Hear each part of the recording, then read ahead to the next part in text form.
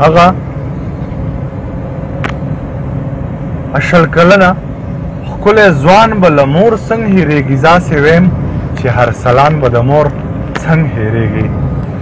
هغه سپین مخ هغه د ګل په شانتې ښکلی بچی هغه په سختو سوختو ژوند کې راغټ شوی بچی هسې سوچ کومه له دې مور دا نازولی بچی د خپل بابا د زړه ارمان به د مور څنګه هېرېږي داسې سوچ کوم ارسلان به د مور څنګه هېرېږي د خویندو زړه ته یې سلام دی چې ژوندی ګرځي مور ته یې هم ډېر احترام دی چې ژوندی ګرځي دا د کومبړ میدان څنګ قام دی چې ژوندی ګرځي ای د خپل بچی د ګل په شان به له مور څنګه هېرېږي داسې ویم چې ارسلان به د مور څنګه هېرېږي د هغه مینه لیونی به پسې اوښکې تویوي خیال خو مې دی وجینی به پسې اوښکې تویوي هغه ګلرنګه ګلالی به پسې اوښکې تویوي بل هغه زلمی د ګل په شان به له مور څنګه هېرېږي داسې ویم چې ارسلان به د مور څنګه هېرېږي او په کومبړ میدان کې لویه سانحه شوې ده دا له یو کس نه د ټول کلي جنازه شوې ده ما ته د هغه د ګل ښایست نه اندازه شوې ده تاسې سوچ وکړه قربان به له مور څنګه هېرېږي زه هسې ویم چې ارسلان به د مور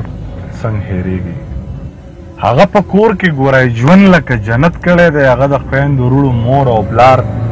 عزت کړی دی په ماشومانو یې په هر ورځې کې شفقت کړی دی یا خلکه دغسې انسان به د مور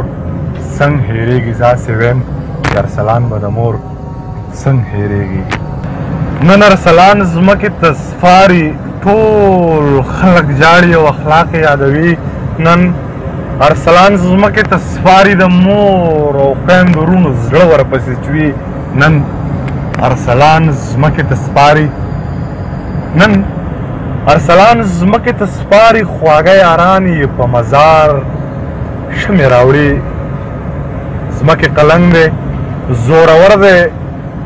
ځوانان بندي کې رالیږي تش پالنګونه ځمکې قلنګ دی زورور دی او د ارسلان په شان ځوانان در پکې دي ځمکې قسم به درله درکم په داسې خلکو باندې مه کوه ظلمونه ای د مور زړګي ته یې سلام دی د مور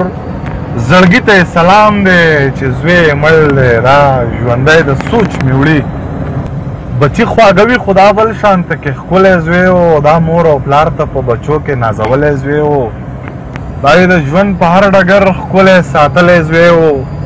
په مور د خپله ځانه ګران به د مور څنګه هېرېږي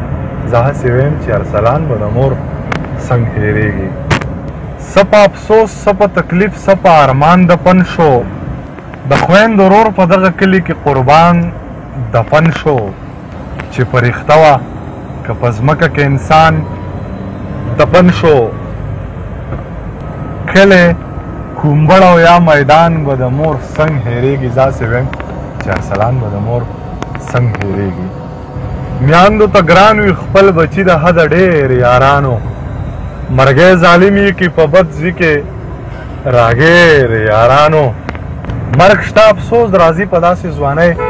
ډېر یارانو که چېرته مړ شو ضمیر خان به د مور څنګه هېرېږي زه هسې ویم چې ارسلان به د مور څنګه هېرېږي زه هسې ویم چې ارسلان به د مور څنګه هېرېږي جمیل روغاني صاحب ته دی هم دا شعرونه ډالی وي او ټول د هپر دیر د کوز دیر ټولو ملګرو ته دا شعرونه ډالی وي مننه